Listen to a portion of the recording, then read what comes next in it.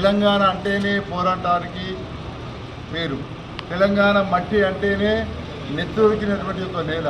ఇవాళ కమ్యూనిస్టులు తెలంగాణ సాయుధ పోరాటానికి, రైతాంగ పోరాటానికి పుట్టినలో ఉన్నటువంటి ఒక తెలంగాణ గడ్డ మీద పుట్టినటువంటి ఒక వీర వనిత చాకలి ఐలమ్మ తను కౌలు తీసుకున్నటువంటి యొక్క రజాకార్ల దేశముఖుల యొక్క భూమిని దున్నుకొని బతికేటువంటి యొక్క క్రమంలో కౌలుకి ఇచ్చినటువంటి యొక్క పంటను కూడా కోసుకొని దేశముఖులు ఆ పంటనంతా వాళ్ళకి చిక్కాలనేటువంటి ఒక దుర్మార్గమైనటువంటి ఒక ఆలోచన చేసినటువంటి ఒక సందర్భం లోపల అప్పుడు ఆ పాత కాలంలోనే ఈ తెలంగాణలో ఉండేటువంటి యొక్క దేశముఖులకు అదేవిధంగా దొరల గడీల పాలనకు వ్యతిరేకంగా దోషిపెట్టి ఇవాళ ఈ తెలంగాణలో ఉండేటువంటి యొక్క ఈ దేశముఖుల యొక్క తర్వాత వీళ్ళ యొక్క పాలన అంతం కావాలి, ఈ వివక్ష అనేది తొలగిపోవాలి, బడుగు బలహీన వర్గాలకు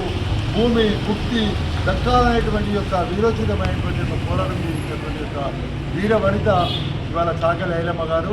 చాకలి ఐలమ్మ యొక్క జీవిత చరిత్రను పాఠ్య పుస్తకాల్లో ఉంచాలి. ఇవాళ తెలంగాణ సాయుధ పోరాటం నుంచి మొదలుకొని ఇప్పటి వరకు కూడా ఈ తెలంగాణ చరిత్రలో ఉండేటువంటి యొక్క బహుజన బిడ్డల యొక్క చరిత్రను మసకబారగొట్టి మసిపూసి మొత్తానికి తెరమరుగు చేసేటువంటి ఒక ప్రయత్నం జరుగుతుంది.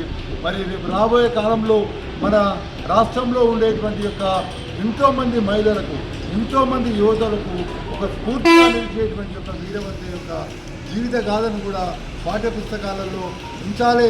నేటి యువతరం యువకులు కానీ మహిళలు కానీ ఖచ్చితంగా ఆమె యొక్క పోరాటాన్ని ఆదర్శంగా తీసుకొని ఇవాళ వెట్టి చాకిరి విముక్తి కోసం బానిసత్వానికి వ్యతిరేకంగా పోరాటం చేసి ఈ తెలంగాణలో సుభిష్టంగా అన్ని వర్గాల ప్రజలు, బలహీన వర్గాల ప్రజలు ఆర్థికంగా, సామాజికంగా, రాజకీయంగా సమానత్వంతో మిగిలేటువంటి యొక్క ఆశయ సాధన కోసం అందరం పోరాటం చేయాలని చెప్పి ఒక సందర్భంగానే మనం చెప్తూ మరొక్కసారి వీరనారి చాకలి ఐలమ్మ అలియాస్ చిట్యాల ఐలమ్మకు నేను ఘన నివాళులు అర్పిస్తూ వారి మార్గంన ఖచ్చితంగా ఉన్నటువంటి యొక్క యువత నడవాలని చెప్పి ఈ యొక్క సందర్భంగానే మనం చెప్తున్నాం.